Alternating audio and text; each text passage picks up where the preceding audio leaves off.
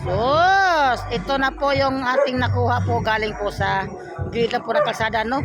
Ayan, oh, kawawa yung mukha. Kaya ngayon, papaliguan po siya ngayon. Uy! Na, lalaki po siya.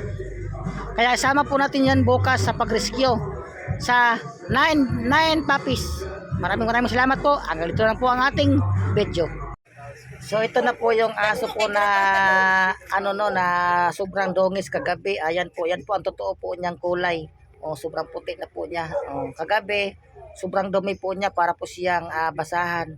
Puro ang kulay po niya, totoo. Yung ganyan, yan po ang totoo niyang kulay. Ayun, ayan. So ayan po, no.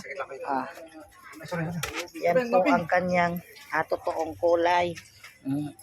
Ayan, mayroon na po sa kanyang kukuha po, no. Kagabi po yan namin nakita na sobrang dumi, sobrang dungis, kaya ayan nakita po namin sa kagabi doon sa may gilid. Yan po ang totoo niyang kulay. Ang ganda po ng tuta pala. Nang napaliguan na.